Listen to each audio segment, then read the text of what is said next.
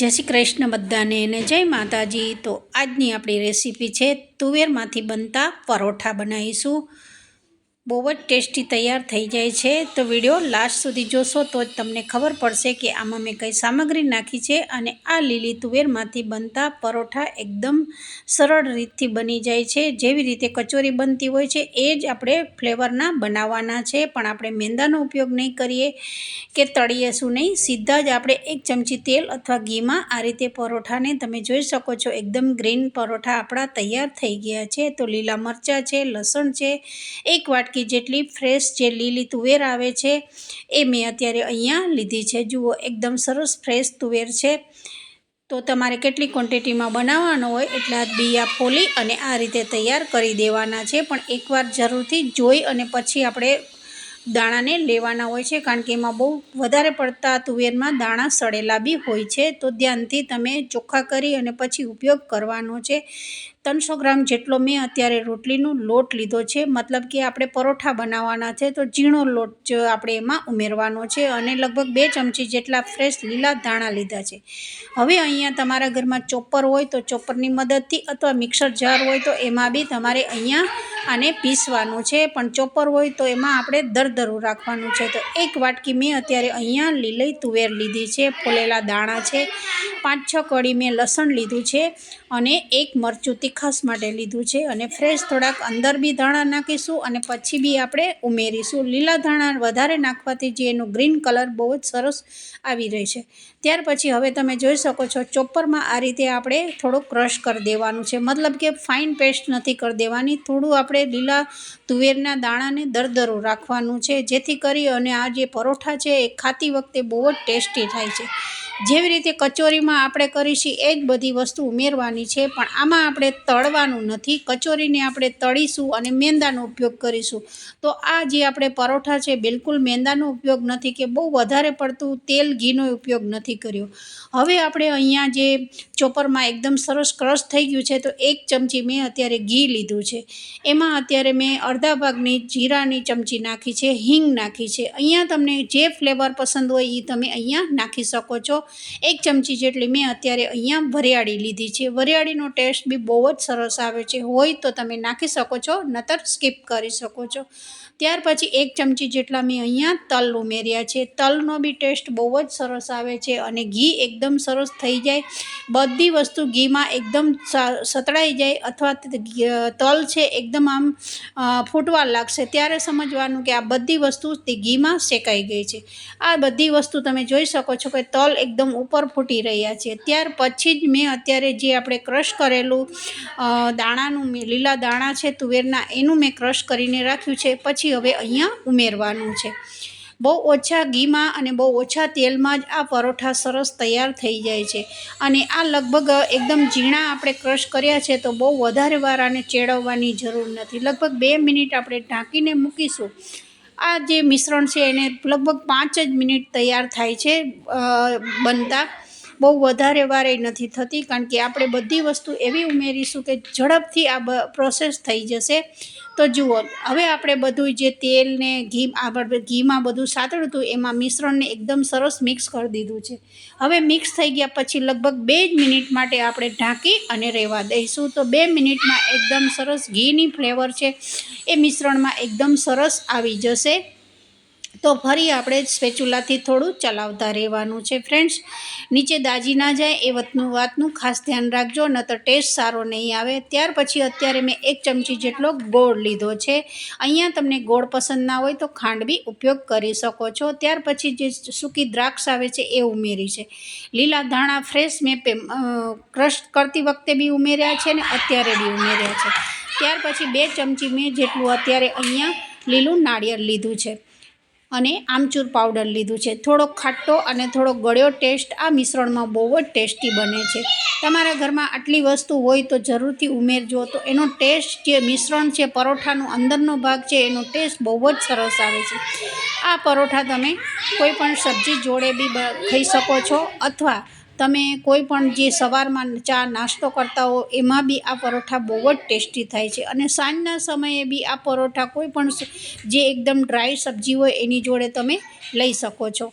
હવે અત્યારે મેં સ્વાદ અનુસાર અહીંયા મીઠું નાખ્યું છે। ત્યાર પછી અહીંયા ઓપ્શન છે, લાલ મરચું તમને ના પસંદ હોય તો તમે અહીંયા સ્કીપ કરી શકો છો। જે રૂટિન મસાલા છે એ જ મેં કર્યા છે, ધાણા જીરું, હળદર, ગરમ મસાલો, બસ આ 4 પાવડર ઉમેરી અને અહીંયા મેં અત્યારે આ બધી વસ્તુને ઉમેરી અને મિક્સ કરી દેવાનું છે। કારણ કે જો વધારે તમારે ગ્રીન કરવું હોય તો તમારે આ બધા મસાલાને સ્કીપ કરવા પડશે, તો એકદમ સરસ પરાઠા છે ગ્રીન થશે। પણ થોડું લાલ મરચું ને મારું મરચું મોડું હતું એટલે મારે થોડું લાલ મરચું, ધાણા જીરું, હળદર એ બધું નાખવું પડ્યું હતું। તો હવે તમે જોઈ શકો છો એકદમ સરસ આપણે મસાલા હજુ આપણા કાચા છે, પણ આપણે આ જો એકદમ ડ્રાય છે અને હજુ આ થોડું કાચું છે, તો આપણે હવે અહીંયા શું કરવાનું છે, લગભગ આપણે મુઠ્ઠીમાં એક થોડુંક પાણી લેવાનું છે। અને પાણી મતલબ કે કેટલું કે 4-5 એકદમ ડ્રોપ પડે એટલું જ અહીંયા પાણીનો ઉપયોગ કરવાનો છે, વધારે પાણીનો ઉપયોગ નથી કરવાનો ફ્રેન્ડ્સ, નતર છે સ્ટફિંગ છે એ 2 દિવસ સુધી આપણા પરોઠા સારા નહીં રહે।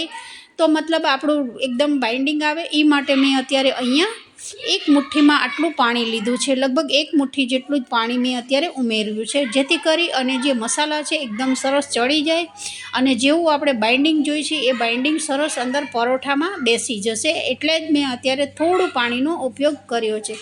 જુઓ સરસ આપણું 3 મિનિટ મેં એને ઢાંકી અને રહેવા દીધું હતું, તો એકદમ સરસ મિશ્રણ મારું ચડી ગયું છે। ચડી ગયા પછી હવે મિશ્રણને એક પ્લેટમાં બની ગયા પછી આપણે એને કાઢી લેવાનું છે। તો હવે ઠંડુ થયા પછી મેં અત્યારે તમે જોઈ શકો છો કે એના આ રીતે લાડવા વાળી દીધા છે, કારણ કે સ્ટફિંગ આ એકદમ સરસ લાડવા વાળી અને તૈયાર થઈ ગયું છે। હવે આપણે પરોઠાનો લોટ બાંધવાનો છે, તો 300 ગ્રામ જેટલો મેં અત્યારે રોટલીનો એકદમ ઝીણો લોટ લીધો છે। હવે અહીંયા તમને પસંદ હોય તો તમે અહીંયા બી તલ ઉમેરી શકો છો, નતર સ્કીપ કરી શકો છો, પણ પરોઠામાં જેટલા તમે તલનો ઉપયોગ કરશો એટલા જ પરોઠા ક્રિસ્પી તૈયાર થઈ જાય છે। ત્યાર પછી 1 ચમચી મેં ઘી લીધું છે અને સ્વાદ અનુસાર મીઠું નાખી અને આ રીતે એક કણમાં આપણો મોણ છે એ બેસી જવો જોઈએ। ત્યાર પછી 1 વાટકી મેં પાણી લીધું છે અને પાણી થોડું થોડું નાખી અને પરોઠાનો લોટ આપણે બાંધવાનો છે। પરોઠાનો લોટ એકદમ સોફ્ટ હોય છે, બહુ ઢીલોય નહીં હોતો અને બહુ કઠણ બી લોટ નથી રાખવાનો, તો જ પરોઠા એકદમ સરસ દાણેદાર બને છે ફ્રેન્ડ્સ। કારણ કે પરોઠામાં જો તમે સારું મોણ અને એકદમ સોફ્ટ લોટ બાંધ્યો હશે ને તો જ પરોઠા એકદમ સારા થશે। જો કઠણ લોટ બાંધ્યો હશે તો કિનારીઓ ફાટી જશે અને જે પરોઠા આપણે જેવા જોઈએ છે એવા સરસ બનશે નહીં। તો આ વાતનું લોટ બાંધતી વખતે ખાસ ધ્યાન રાખજો। હવે તમે જોઈ શકો છો થોડું થોડું પાણી નાખીને જ મેં આ રીતે લોટ બાંધી રહી છું, તો આપણો લોટ એકદમ સરસ બંધાઈ ગયો છે। હવે આને થોડું આપણે સોફ્ટ કરવા માટે 5 થી 7 મિનિટ જેટલો ટાઈમ હોય એટલી વાર તમે ઢાંકી અને મૂકી દેશો।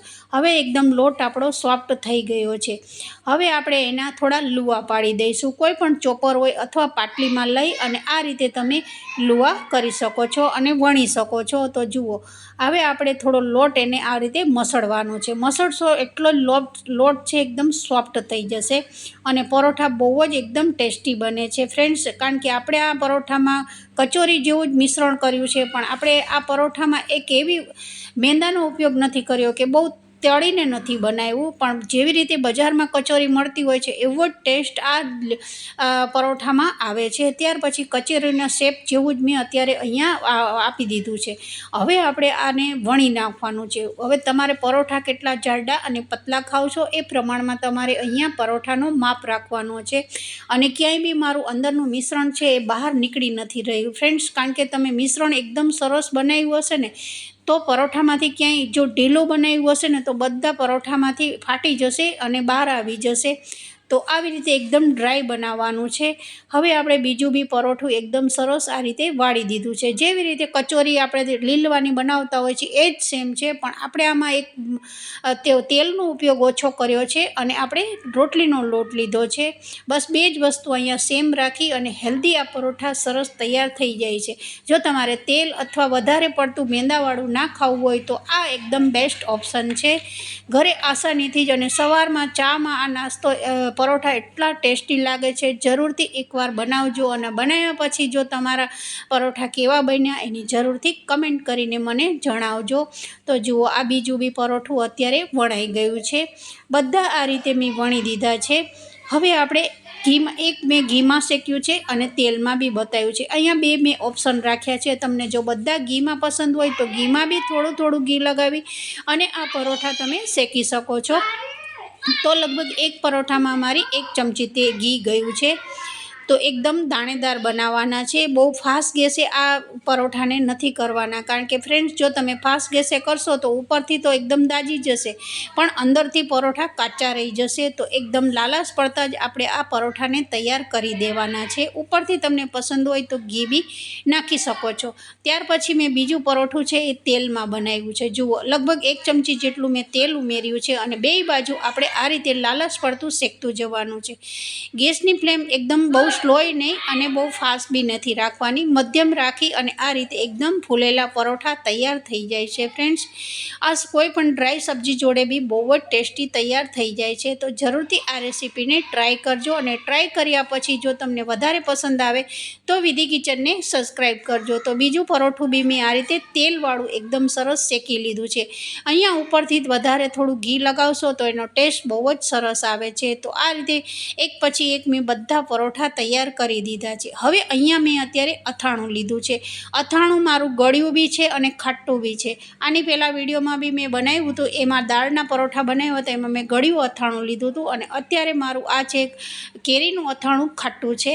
અને અહીંયા તમને વધારે પસંદ હોય તો તમે મલાઈવાળું દહીં બી લઈ શકો છો। તો આજની રેસીપી મારી છે લીલવામાંથી બનતા જે તુવેરના બી આવે છે એમાંથી બનતા પરોઠાની આ રેસીપી તૈયાર થઈ ગઈ છે।